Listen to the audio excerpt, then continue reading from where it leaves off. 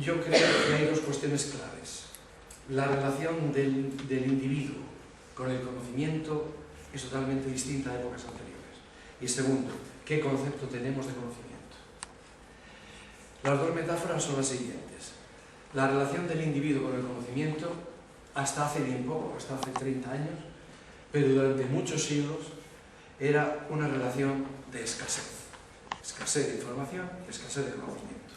Y la metáfora es, los individuos normalmente vivían en un desierto y de pronto podían acudir a la escuela o a alguna institución parecida, que era el oasis, donde allí encontraban información que tenían que intentar acumular al máximo para poder después acompañarles, que les acompañara esa información en la travesía del desierto.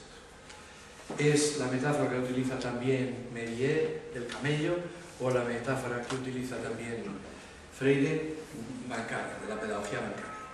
Hay que ir a donde está el banco, hay que ir a donde está el oasis, atiborrarnos de información, porque luego vamos a ir al desierto durante toda la vida, y en el desierto no hay información. En el siglo XXI la metáfora es totalmente distinta. El niño vive rodeado e inmerso en un vendaval de información. Le desborda la información, le está bombardeando permanentemente la información. Y no se espera de la escuela ni de ninguna institución formativa que le dé más información, sino que le ayude a seleccionar, a filtrar, a elegir, a distinguir, a organizar esa información, a enfrentarse a esa información, a defenderse de ese bombardeo permanente que le está llegando de manera consciente o de manera inconsciente.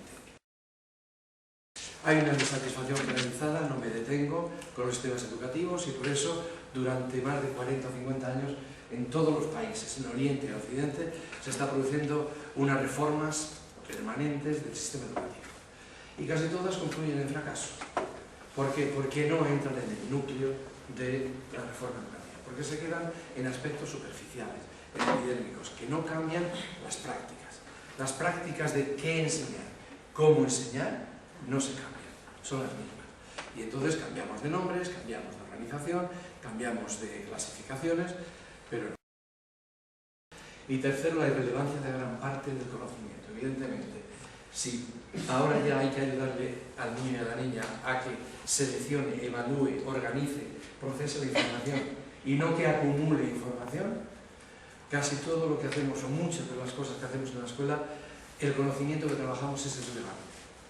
Es decir, la escuela tiene enormes dificultades para provocar el pensamiento aplicado, saber aplicar cosas. Segundo, el pensamiento crítico, saber cuestionar por qué las cosas son de una manera o de otra. Y tercero, el pensamiento creativo. Y no digamos ya la gestión educativa de las emociones, de los valores y de las actitudes. La nueva ilustración para la escuela es aquella que nos permita ayudar a los individuos a que pasen de la información al conocimiento y del conocimiento a la sabiduría. Yo creo que ese es nuestro objetivo con la escuela del siglo XXI. El escalón inferior del conocimiento.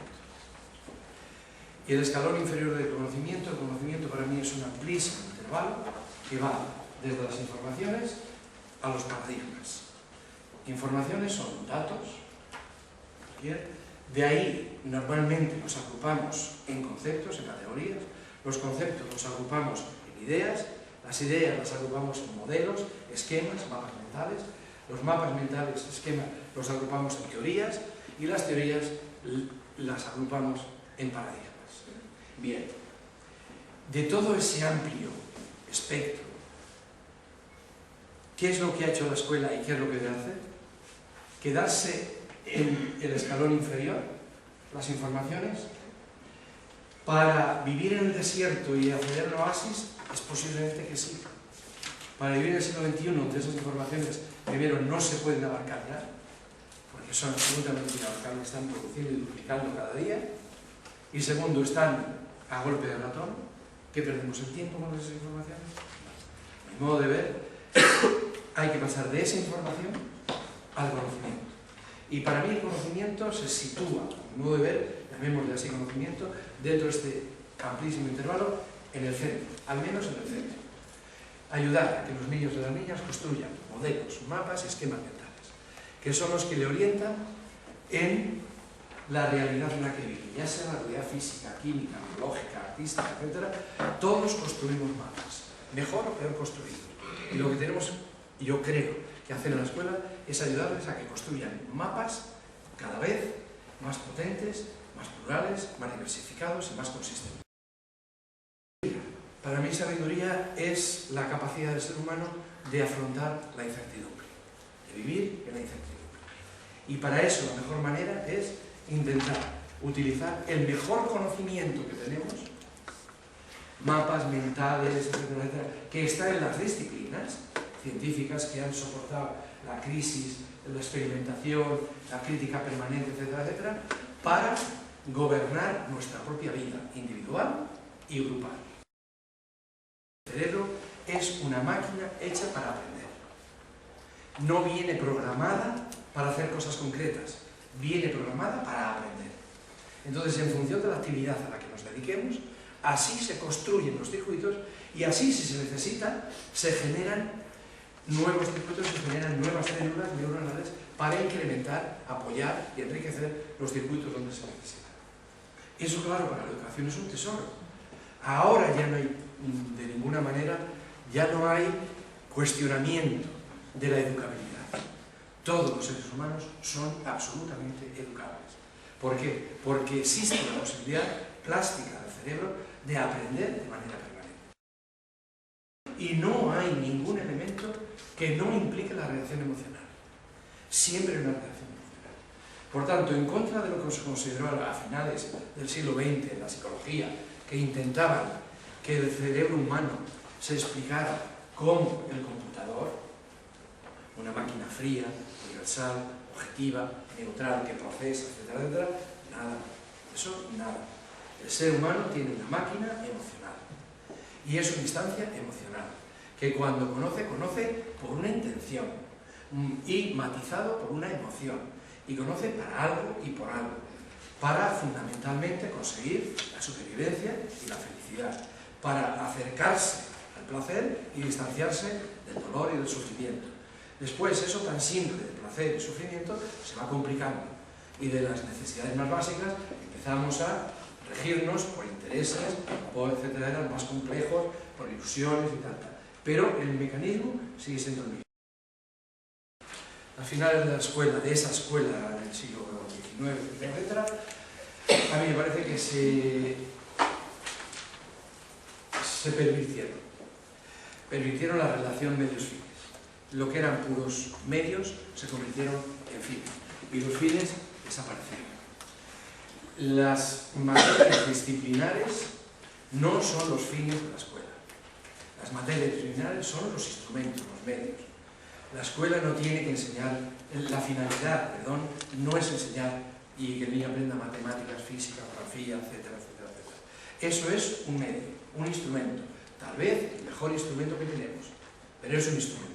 La finalidad es intentar desarrollar en el individuo, es decir, ayudar a desarrollar en cada niño y cada niña las cualidades humanas, las competencias, el pensamiento práctico, los recursos humanos que utiliza cuando se enfrenta a las situaciones en las que vive.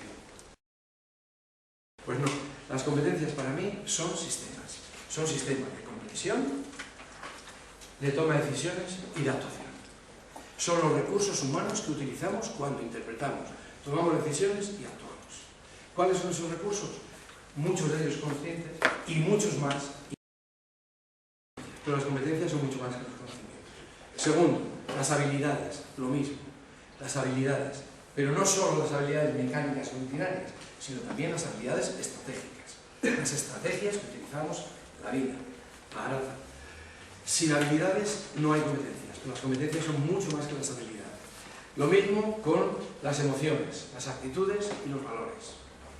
Ese conjunto de elementos componen sistemas. Sistemas que ponemos en marcha cuando nos enfrentamos a situaciones nuevas. Es una cuestión de debate político y democrático. En nuestra sociedad tenemos que debatir cuáles creemos que son las cualidades humanas que tienen que desarrollar los niños y las niñas del siglo XXI. Yo propongo esas tres. Se basan, ya os digo, en todos los autores anteriores. Primero, capacidad para utilizar de manera disciplinada, de manera crítica y de manera creativa las herramientas o instrumentos simbólicos que ha creado la humanidad a lo largo de su historia. Pero fijaros, la competencia no está en saber repetir esas herramientas simbólicas, sino en saberlas utilizar. La competencia está en saberlas utilizar, saber utilizar ese conocimiento. ¿De qué manera? De manera disciplinada, rigurosa, no arbitraria. No es un saber de opinión, no es un saber, bueno, ahora se me ha ocurrido esto, no es una ocurrencia, sino de manera disciplinada. De manera crítica, es decir, sabiendo y siendo conscientes de que todo el conocimiento es una construcción social, contingente e histórica. Y por tanto, siempre parcial y siempre provisional. No hay verdades con mayúscula, no hay verdades absolutas, ni para siempre ni para todos. Estamos construyendo permanentemente conocimiento. Y este conocimiento es más potente que el anterior, pero esperemos que sea menos potente que el siguiente. Y hay que modificar y corregir. No hay verdades absolutas. Eso permite que nos entendamos todas las culturas y todos los seres humanos. Porque tan respetable es lo que tú estás planteando como lo que yo respeto. Pero tan cuestionable también. Tan cuestionable también. Cualquier cultura, la nuestra, la occidental, la oriental, la otra, tal. Todo es construcción humana, histórica y contingente. Y tenemos que discutir cuál vale más y por qué, cuál nos convence más y por qué. Y de manera creativa. El conocimiento no está para repetirlo como para está para aplicarlo y aplicarlo a nuevas necesidades. Y para aplicarlo a nuevas necesidades lo modificamos, lo alteramos, lo recomponemos, lo mezclamos unas cosas con otras de manera creativa para innovar, para hacer frente a problemas nuevos, no con esquemas viejos, sino con esquemas también recreados, adaptados estratégicamente. Eso no es ni más ni menos que el desarrollo del espíritu científico bien entendido. Nada más.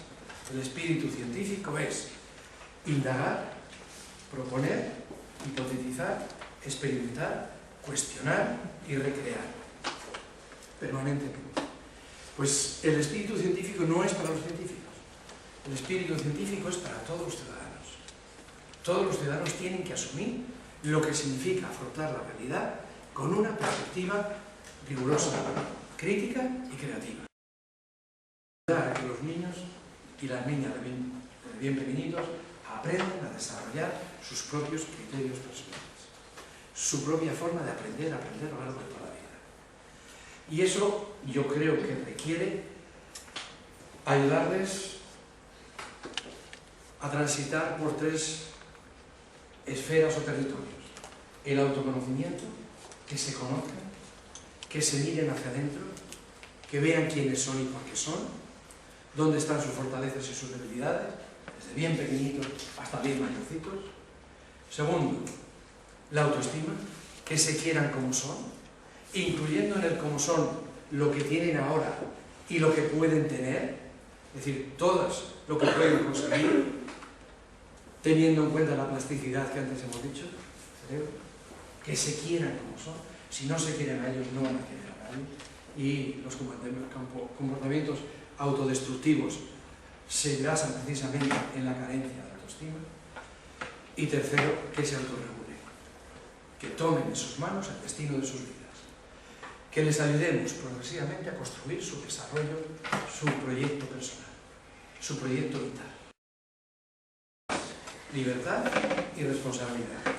Desde bien pequeñitos hay que permitir que el niño elija. Y ahora que respondan a lo que ha elegido. Exigir responsabilidad cuando tiene opción. Porque esto es lo que le permite la motivación intrínseca. Elige y elige en función de sus intereses. Y ahora se le exige responsabilidad. En particular, en vez de hablar de igualdad de oportunidades, que se han confundido con uniformidad didáctica talla única para todos, habría que hablar de oportunidades de valor equivalente. Todo esto, a mi modo de ver, significa un cambio radical de la escuela que conocemos. Un cambio que afecta, cambio que afecta a los contenidos que hay que trabajar, no me detengo, a los métodos que habría que desarrollar, a los contextos que debemos de crear en la escuela, a las estrategias y formas de evaluación y sobre todo a la transformación de la función docente. Hoy día la mejor lección de geografía, de física, de historia, de matemática, etc. está en la red. Solo hace falta buscarla bien, puede ser que esté en inglés, no se traduce, y está en la red. Y cada vez más. Entonces, no hay ningún problema. Ayer mi hijo me planteaba, papá, ¿qué es el interés compuesto? Y yo, mira, yo no me acuerdo, espérate un poquitito. Nada más así, poner en Google, interés compuesto. No, eliges. Esto está un poco confuso, me voy a otra. Esta está confusa, la tercera, perfecta. Pues mira, ¿entiendes? Perfecto. Con ejemplos y con todo. ¿Dónde está la función transmisiva? La tenemos a nuestra disposición. Pero la función de ayudar a cada uno de los niños y niñas a que reconstruyan sus recursos humanos conscientes e inconscientes necesita una atención cada vez más personalizada. Y eso es un poco la tarea que yo creo que debemos de empezar a reconstruirnos nosotros como docentes, individual y grupalmente, para poder hacer esa función de ayudar a reconstruir a nuestros estudiantes.